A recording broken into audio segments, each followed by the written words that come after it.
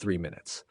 That's all it took for a quiet grocery store to turn into a crime scene, and for a board badge to decide my entire worth as a human being. 3 minutes before the cuffs, before the lies, before the world remembered my name.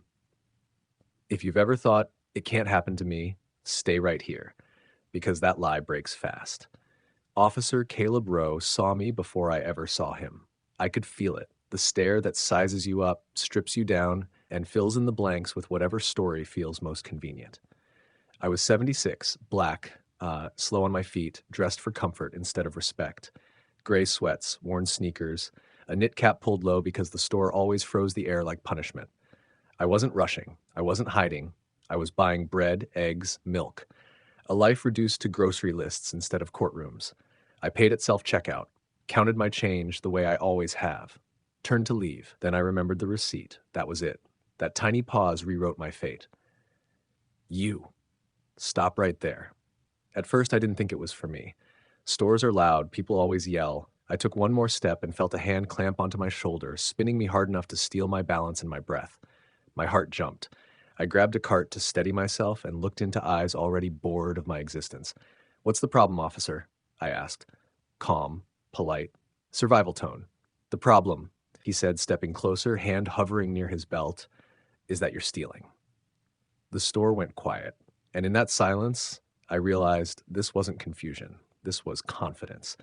If you're already feeling that knot in your chest, tap like and subscribe now, because this story gets darker before it gets righteous. "The problem," Officer Caleb Rowe repeated, louder now, "is that you were acting nervous." Nervous. That word always shows up when truth isn't enough. I blinked at him, slow, deliberate. "I paid," I said. "I turned back for my receipt." He laughed. Not loud, not friendly, the kind of laugh meant to shrink you in public. "Yeah, sure. I see people like you all the time." There it was, the sentence that tells you everything without admitting anything. Phones came out. A mother pulled her child closer. Someone whispered. I felt that old pressure in my chest, the one I hadn't felt since men used to lie under oath and think I wouldn't catch it. My back straightened on instinct. "I'm a customer," I said, "and I paid. Hands behind your back." I could have ended it then. Name, title, history. I could have watched his confidence melt into apology, but I looked at his eyes and saw certainty, the kind that grows because no one ever stops it. And I thought of the next man, younger, poorer, alone. "You're making a mistake," I said quietly. He smiled. The cuffs bit hard, too hard, metal chewing into old wrists. He shoved my legs apart and barked, "Stop resisting," though I hadn't moved. The lie was automatic, practiced. The receipt printed behind us and drifted to the floor, white-proof in plain sight. He didn't look. Outside, sunlight hit my face. Hot hood. Cold steel. Rights rattled off like lyrics he'd memorized, but never believed in. The ride was quiet. Too quiet. "Usually you guys talk more," he said, tapping the wheel. "Makes paperwork easier." I stared forward, calm, counting seconds instead of insults. If this already feels wrong to you, stay with me. Truth is about to collide with power. The holding cell smelled like bleach and old fear. They sat me on a cold bench, cuffs finally off, wrists burning. Across from me was a boy, couldn't have been more than 19, skinny. Hoodie sleeves pulled over, shaking hands. He kept glancing at the door like it might bite him. "Same cop?" I asked. He nodded fast. Said I matched a description, found a bag in my pocket that wasn't mine. His voice cracked. "I don't even know how to explain it." I closed my eyes for half a second. I'd heard this before. Different decades, same script. They stacked charges on me like groceries on a conveyor belt. Theft, resisting, disorderly conduct. Paper makes lies look official. When I said I hadn't resisted, the desk sergeant smirked. "Save it for the judge." That almost made me laugh. I asked for a phone call. The officer rolled his eyes but slid the phone across. I dialed Evan from memory. 1 ring. 2. "It's Leonard." Silence. Then movement. Chairs scraping. A door opening somewhere far away. "Where are you?" Evan asked, voice already sharp.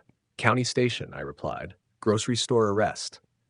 20 minutes later, the building shifted. Not metaphorically. Physically. Radios lowered, spines straightened. Someone whispered my name like it was a problem they didn't want. Evan walked in with 2 attorneys, calm as a man stepping into his own house. "I'm here for my client," he said. "Leonard Brooks?" someone asked. "The shoplifter?" Evan's eyes didn't blink. "The Honorable Leonard Brooks, Senior Circuit Judge." The room froze. Screens refreshed, faces drained of color. The officer who cuffed me stood stiff, jaw tight, reality crashing into him all at once. I stayed seated, didn't smile, didn't rush. Power doesn't need to hurry when it finally arrives. They didn't uncuff me in a rush. That was the part that mattered. They made him walk down himself, keys shaking, badge suddenly heavy. He stopped in front of the cell, cleared his throat, and said my name wrong the first time. Corrected it, apologized. Not the soft kind, the scared kind. I told him to turn around and apologize to Marcus too. His mouth opened, closed. Then he did it. Voice thin, eyes down. That apology echoed louder than any shout. Outside, cameras bloomed like weeds. The body cam footage leaked before sunset. By midnight, the city was on fire in boardrooms, not streets. They offered money fast, quiet, wrapped in legal language meant to make the whole thing disappear. I said no. Silence had done its job. Yeah. Now noise was necessary. Discovery cracked them open. Stop and frisks that never logged, cash seizures that never hit evidence, charges filed, dropped, recycled. The same officer's name kept appearing like a fingerprint no one bothered to wipe. He folded first, gave up supervisors, ledgers, texts. The lie wasn't a bad cop. It was a system that paid him to be exactly what he was.